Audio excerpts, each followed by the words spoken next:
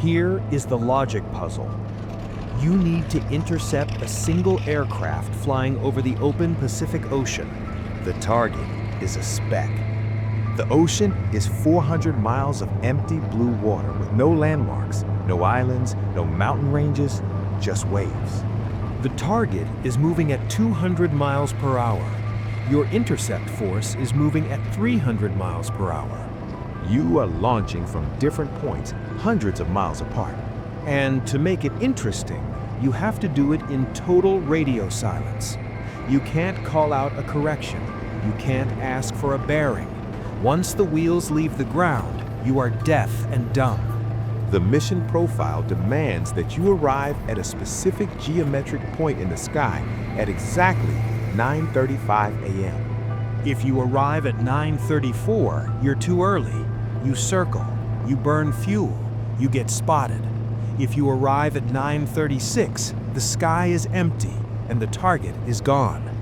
It isn't a battle plan. It is a mathematical equation where the margin of error is less than 60 seconds. And if you get the math wrong, the war continues indefinitely. The target is Admiral Isoroku Yamamoto. He's the commander-in-chief of the combined fleet. Strategically, he's the brain of the Japanese naval war effort. And usually, he is untouchable. He operates deep behind the front lines, surrounded by layers of security and squadrons of Zero fighters. You don't just stumble across a man like this. But intelligence is rarely about finding a location, it's about finding a habit. American Codebreakers intercepted a message detailing the Admiral's inspection tour of the Solomon Islands. It wasn't a vague travel plan. It was an itinerary down to the minute. Depart Rabaul at 0600. Arrive Balali at 0800. Depart for Bougainville immediately. The Admiral is a man of rigid discipline. He prides himself on punctuality. He is never early, and he is never late. And that is the fatal flaw. If he was a chaotic leader, he would be safe. But because he runs on a clock, we can set a trap. We know exactly where he will be at 0935. The question is, can we get there? Knowing where the Admiral will be is the easy part. Reaching him is the logistical nightmare. The intercept point is 415 miles away from the nearest American airfield. In 1943, that is an impossible distance for a fighter plane. Most fighters, the Wildcats, the Corsairs, are sprinters. They're designed to defend a fleet or an island, fight for 20 minutes, and land. They don't have the legs for a marathon. And it's not a straight line. To avoid Japanese radar on the islands, the flight path has to swing wide out over the open ocean. It turns a 400-mile flight into a 1,000-mile round trip. If you run out of fuel, you don't glide home. You ditch in shark-infested water behind enemy lines.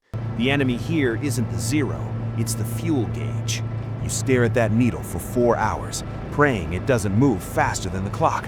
There is only one tool in the inventory that can solve this. The P-38 Lightning.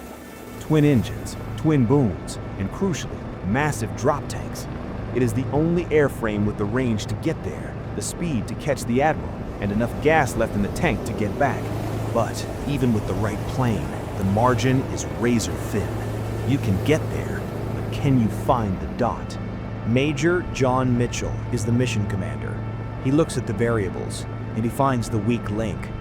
It isn't the pilots. It isn't the engines, it is the compass. The standard Army compass in the P-38 is sophisticated, electronic, and fragile. In the tropical heat, it drifts, it lies. If the compass drifts by just 2 degrees over a 400-mile flight, the squadron will miss the intercept point by 20 miles. They will arrive at an empty patch of sky, circle until their tanks run dry, and then drop into the sea. Mitchell realizes he doesn't need a better computer. He needs a reliable anchor. So he goes shopping. He walks into a Navy supply depot and requisitions a standard ship's compass. This isn't a flight instrument. It's a heavy, brass-encased, fluid-filled bowl designed for the bridge of a trawler. It weighs a ton. It blocks the view. It looks ridiculous bolted to the dashboard of a sleek fighter plane. It stuck out like a sore thumb. a piece of 19th century brass bolted into a 20th century killing machine. But the fluid inside dampens the engine vibration. It points true north, and it stays there. It is an unauthorized, jury-rig modification. There is no manual for it. But as the squadron taxis out, 16 lives and the outcome of the Pacific War are relying entirely on a $20 boat compass to point the way. 0934 a.m. Major Mitchell looks down at his knee. The second hand sweeps past the 30-second mark. He looks up at the green haze of Bougainville. For 2.5 hours, they have flown over open water. No landmarks, no radio checks, just the Navy compass trembling in its oil bath. If the wind drift calculation was wrong, the sky ahead should be empty. If the Admiral was late, the sky should be empty. But at 0935 exactly, 2 specks materialize against the jungle canopy. 2 Betty bombers, 6-0 escorts. They are exactly where the math said they would be. It is a terrifying validation of intelligence. Mitchell breaks the radio silence. Skin him. 16 P-38s drop their fuel tanks. The planes surge forward, shedding drag. They don't scramble, they execute. Mitchell takes the high cover to block the Zeros. The killer flight dives for the bombers. It isn't dogfight, it's an assassination. The P-38s slash through the formation. The Admiral's bomber is caught low and slow. It takes heavy fire to the wing tanks. The fuel ignites, the aircraft snaps to the left and plunges into the jungle. No parachutes, no drama, just a column of black smoke rising from the trees. The mission took 4 hours of flying. The combat lasted less than 60 minutes. The flight back to Guadalcanal was long. They lost 1 pilot, Lieutenant Raymond Hine, who vanished during the dogfight. He never made it home. There was no victory lap, no cheering on the tarmac, just 16 exhausted men peeling themselves out of sweat-soaked cockpits, deafened by engine noise and dehydrated by the heat. History likes to argue about who pulled the trigger, which pilot fired the bullet that killed the Admiral. Was it Lanfear? Was it Barber? That misses the point. The bullet was just the final step in a chain of logic. The Admiral wasn't killed by a pilot's reflexes. He was killed by a codebreaker who found his schedule. He was killed by a mechanic who'd bolted a boat compass to a dashboard.